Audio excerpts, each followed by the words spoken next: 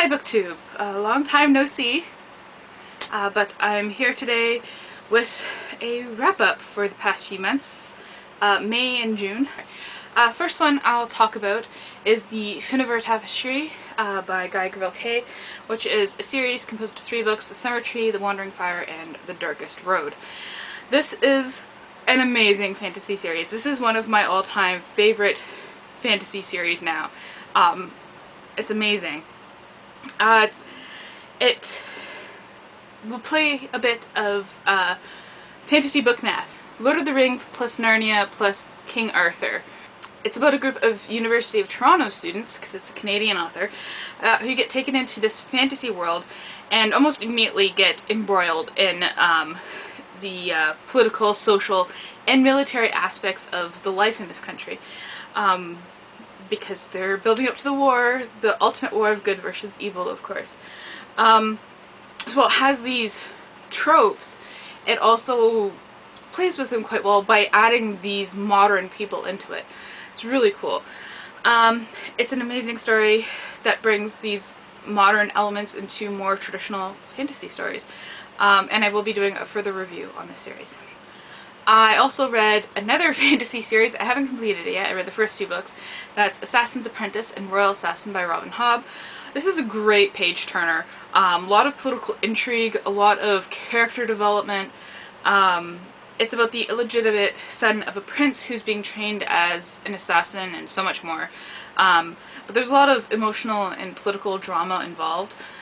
I can tell you right now that the end of Royal Assassin was the most stressed I've ever been reading a book. Going like, what's gonna happen? Oh my gosh, I need to know. And I totally regretted staying up all night to finish reading it because I was so tired the next day. But yeah, I was really feeling the stress from the writing and everything of how good it was good. And I needed to know what was gonna happen to the characters. And I'm going to listen to the latest installment this month. I also attempted to read a graphic novel a day in June, and I didn't. I just burnt out. I got to 10 and was just like, I'm kind of sick of this format right now. I need to go back to just words. Yeah, so I'll just tell you about the 10 that I did read. First is American Splendor, which is a collection of self-published works from 1976 to 1993. It was written by Harvey Pekar and done by a whole bunch of different artists. It's basically the Seinfeld of comics. It's about everyday life, mundane stuff. There's even some monologues in there. It was kind of revolutionary comic at the time because, you know, it was just about a normal person and not an extraordinary person. And it showed all his flaws and everything. This is very good because it's also a working class perspective. Harvey Pekar never really made a lot of money from his comics. He was really able to use his stories to provide social commentary as well. Not very much in your face, but using kind of anecdotes as microcosms for the bigger issues. I also read Disenchanted, issues 1 to 46. I don't know how they break it up into volumes because it's available for free on their website. And then they collect the issues twice a year and print them, so I got the free editions. It's written by Simon Spurrier. Art is by German Eramuspe. And it's basically, what if fairies, brownies, boggarts, goblins, etc. were all real and they all lived underground? It deals with drug and gang epidemics. It deals with racism as speciesism. It also deals with culture, tradition, and progress and how those may or may not work together.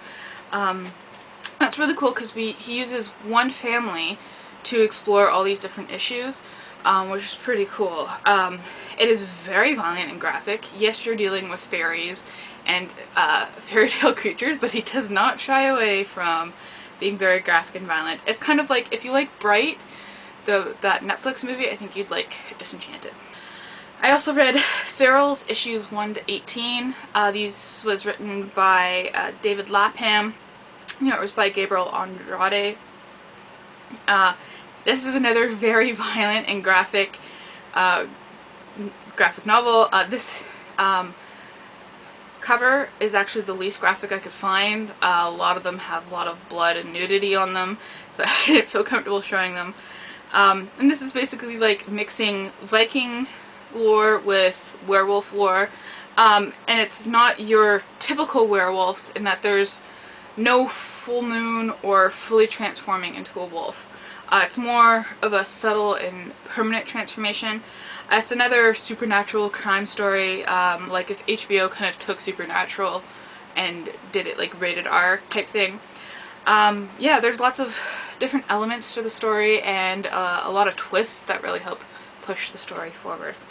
Then I read Freshman Volumes 1 and 2. This was created by Seth Green, which was what drew me to it. And it was written by Hugh Sterbakov with art by Andrew Papoy. Basically, a machine explodes and leads to a group of college freshmen to develop superpowers based on what they were thinking at the time, which is really cool because there's, you know, obvious useful powers such as like telekinesis and mind control, and then there's less obvious ones like one guy turns into a squirrel, and then there's a very intelligent beaver. So it's also really cool because it's a bunch of these superheroes being led by a powerless teenager who's obsessed with superheroes. So it's pretty cool. Initially when I first started reading it, I thought it was very superficial. It was dealing with a lot of stereotypes in the first few issues, but that works as actually a setup for exploring those issues deeper in later issues. And it actually really surprised me that it delved into issues like eating disorders and rape and all these other things. So it deals with a lot of adult issues, not just, you know, superhero powers. Then I read the 1991-92 comic Infinity Gauntlet. I didn't see the movie. I really at this point have no interest in the Marvel Cinematic Universe anymore. Sorry. It's a similar premise to the movie though, obviously. Half the population of the universe disappears after Thanos gets his hands on the Infinity Stones in the Gauntlet.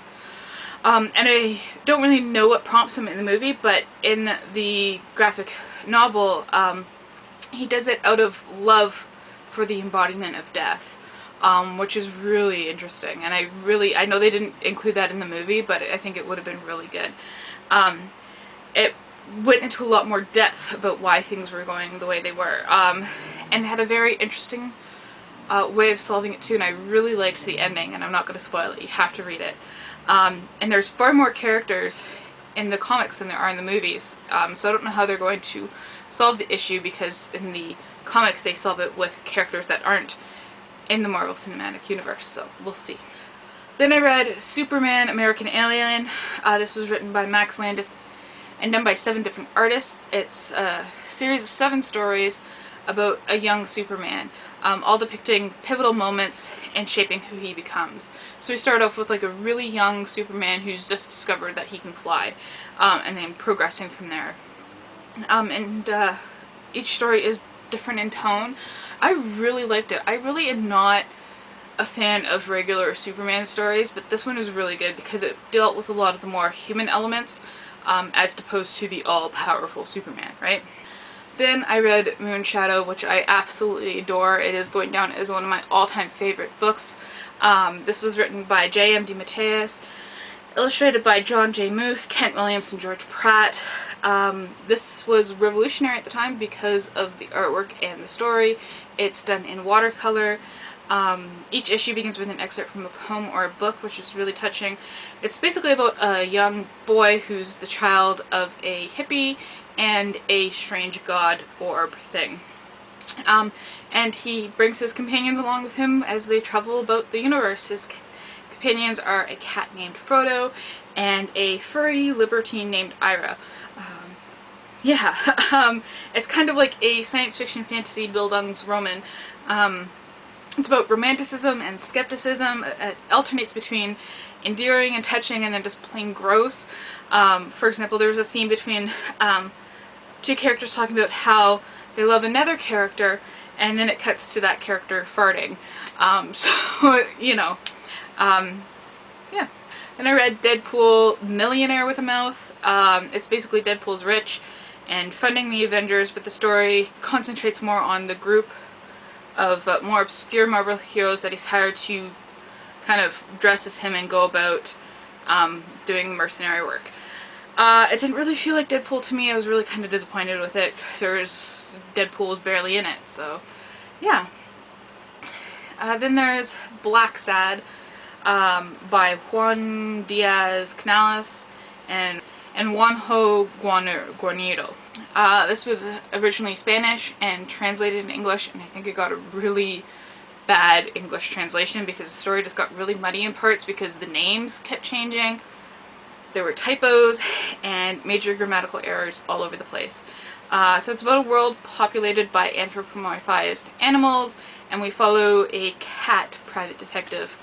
It's kind of like a detective noir story. I found the stories really interesting. That's what kept me reading despite all the translation issues.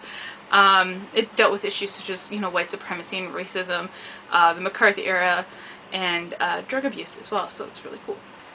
That's what I've read since I've last done a video. Let me know if you've read any of these and what your thoughts were on them, and thank you for watching.